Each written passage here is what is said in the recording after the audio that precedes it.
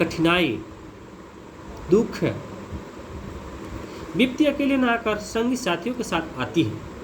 विपत्ति माने दिक्कत, परेशानी, दुश्मन अकेले नहीं आते हैं, वो संगतियों के साथ आते हैं।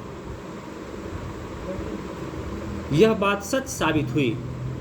तूफान के बाद सूखा, उसके बाद बाढ़। देखिए तो इस तरह से आते हैं। तूफान आया तो घर उजाड़ दिया, तो पुआल से घर किसी तरह ढाक लिए लोग। इसके बाद सूखा पड़ गया जिसमें बिजड़ी सूख गए, उनको खाने के लिए पीने के लिए कुछ नहीं बचा। इसके बाद बिजड़ी सूखने के बाद अब बताइए प्रकृति का ऐसे प्रहार, बाढ़ आ गए। बाढ़ से लोग परेशान हो गए।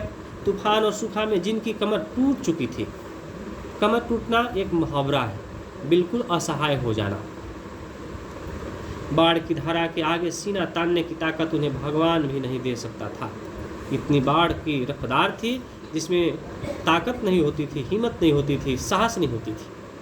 हालांकि बाढ़ में पुआल के छप्पर को अपने बचने का सहारा बनाकर बहते व्याकुल मनुष्य को भगवान भी स्वर्ग से झांक कर देखेंगे। ऐसी आई थी जिसमें छप्पर पुआल बना हुआ था, उसमें देखेंगे, पर कोई कुछ कर नहीं सकता।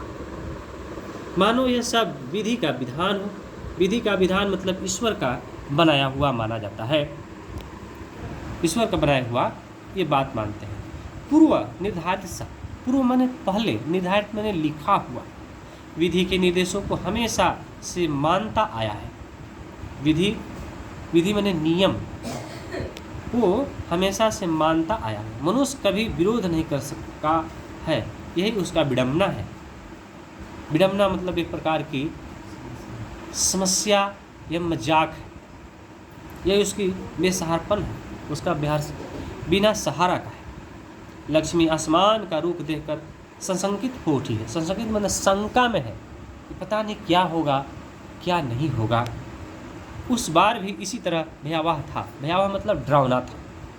आसमान का रुख, रुख मतलब चेहरा। पड़ोस का पढ़ाकू लड़का गुणनिधि अभी अभी कटक से लौटा है। एक पड़ोस मतलब हमारे घर के अगल बगल को हम पड़ोस कहते हैं।